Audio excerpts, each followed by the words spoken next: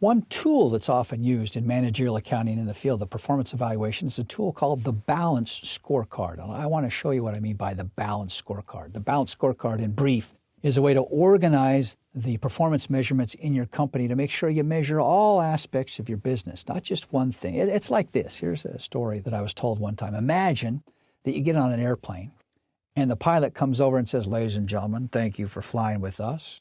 We noticed, my co-pilot and I, that we've got a lot of dials and knobs and readouts up here in the cockpit, and it's really just too confusing. We can't really understand them all.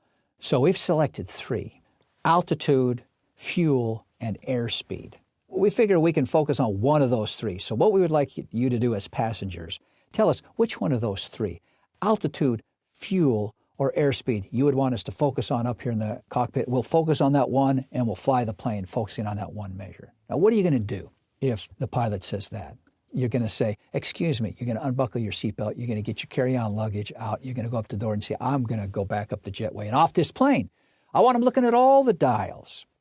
Well, business is just as complex as an airplane. You want to watch a whole bunch of dials, but you want them organized. The Balance Scorecard is a way to organize all your internal measurements in your business so you can watch the right things. You can pay attention to your relationship with your customers. You can pay attention to relationship with your employees. You can pay attention to your processes. It's a way to organize your measures. So let's do an illustration of an optometrist's office. So in this hypothetical example of the optometrist's office, let's say that the optometrist has been in business for 20 years, a while. But this optometrist is starting to get hit with new competition from low-cost outlets. Online, people are selling glasses and contact lenses, and they're just getting hit. Customers are complaining. They're dissatisfied. "Why do I have to pay you several $100s from these glasses when I can buy them for $10 online?" There are very few new customers. Staff feel threatened because they think they're going to lose their jobs. Profits are down. Everything's bad. That's the situation that the optometrist finds herself in this case. What does she do? Well, this wise optometrist gets a consultant. They sit together and they make a mission statement. The consultant says to the optometrist, "Listen, where do you want your business to go? What do you want to do? Do you want to compete head-to-head on price with these low-cost outlets, people buying their glasses online, or do you want to have a different type of business?" The optometrist, she says, "Well, not really. Here's what I'd like.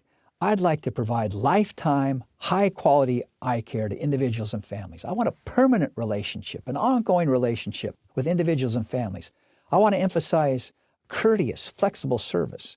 And I don't want to try to trick people into buying things that are expensive. I want respectful disclosure and consultation in terms of options and costs. That's how I want my business." The consultant says, "All right, well, if that's what you want your mission statement to be, then you've got to design accounting measures, performance evaluation measures that will get the people who work here, your staff, to focus on things that will provide this." The mission statement, you say, what do mission statements have to do with accounting? Mission statement establishes for an organization, here are the things important to us. We're not focusing on low prices, we're focusing on service. We're focusing on being respectful to our customers.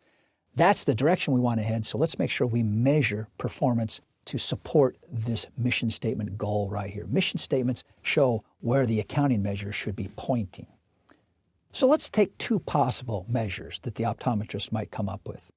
She says, "Okay, here's what I want to do. I want to measure the percentage of my customers who must wait more than 15 minutes before they get in to see me. I want to be respectful of people's time.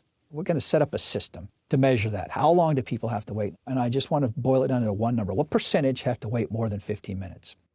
Other thing I want to do is I've got lots of people working for me here, my assistants. We're going to compute what the average gross revenue per customer visit is per staff person. So how much do they get each customer to pay them per customer visit? And we're going to separate that by me and all my assistants. So we're going to compare those numbers. Those are the 2 measures that I want." Okay. Are these good measures or bad measures? Are these measures consistent with the mission statement or not? Let's think about this. Let's say that the office receptionist is made responsible for measure A. Measure A, what percentage of the customers have to wait more than 15 minutes? So how might his behavior change, this office receptionist, if he is told, "Listen, this is important to us. We're going to measure this. We're going to set up a system in place to measure how long each person has to wait. We're going to compute the percentage who have to wait more than 15 minutes. And every week, Friday morning, when we have our staff meeting, you, office receptionists, are going to be responsible for that number. And if the number is high, you're going to have to tell us why it's high and explain to us what you're going to do to get it down. You are going to be held responsible for this number. I think this is a good example to show the power of accounting. All we're doing now is measuring the percentage and causing one person to be responsible for it. How is this office receptionist going to start doing his job differently? Well, first of all, and I don't want to say anything about any optometrist or doctor's or dentist's office that you might have gone to, but sometimes, let's be honest, you feel like nobody even knows that you're there. But if this office receptionist knows that he is going to be held responsible every Friday morning for the percentage, he's going to be constantly monitoring the people in the waiting room, constantly seeing who's there. In fact, he might start calling people and say, listen, the optometrist and her staff have got behind a little bit. It looks like they're running about 45 minutes late. Would you like me to reschedule you? Because I certainly don't want you to have to come and just sit in our office for 45 minutes. I can bump you back or reschedule you a different day. You tell me this, if your doctor or dentist or optometrist office called you and was so respectful of your time that they were offering to reschedule you, would you feel like you were being served? The office receptionist, without any prompting from anybody, would do a frequent review of the appointment list to make sure to avoid overscheduling. They would sit down with the optometrist and say, here's what I've got scheduled. Is this what you want? In other words, this office receptionist would start doing his job completely differently because of one thing, because of measurement. Because the optometrist, with the aid of the consultant, has created this measure, and now we're going to track this thing and you're going to be held responsible for it. So all day long, you're going to be naturally thinking of how you can do better because your performance is going to be based and evaluated on this one measure. This shows the power of accounting.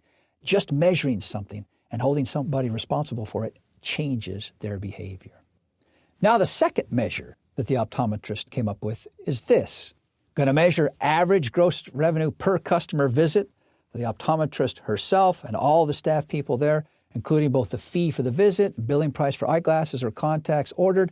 And we are going to look at these numbers every Friday morning in the staff meeting. We're going to see, are you up? Are you down? How are you relative to other people? How might this measure cause some trouble? Now, wait a second. What was our mission statement? Was our mission statement, we're going to squeeze every penny out of every person who comes here. We don't care if they ever come back. We're going to get as much out of them as we can. No. Our mission statement was, listen, we want to have lifelong relationships with our customers. We want to be respectful. We want to attract people with service. We want them to recommend us to their friends. We want to be a service-oriented group. We want to give respectful disclosure of costs. So here's the thing. We've got a mismatch. Our nice mission statement, which is on the wall the optometrist's office tells about service and respectful disclosure and lifelong relationships and all this stuff. And yet every Friday morning in the staff meeting, we're going right down to it. We're ranking people by average gross revenue per customer. So what are the staff people going to be thinking about all week? Are they going to be thinking about the nice, pretty mission statement up on the wall? Or are they going to be thinking about what their specific performance evaluation measure is? Yeah. It's the accounting that they're going to be thinking about. Forget about what the mission statement is. If the mission statement and the accounting numbers are in disagreement, the employees are going to respond to the performance evaluation measure. If you want people to do something, you got to measure it. And you got to be very careful what you measure because they are going to focus on it and pay attention to it. And this average gross revenue would completely blow out of the water any mission statement you had. Your employees would focus just on this.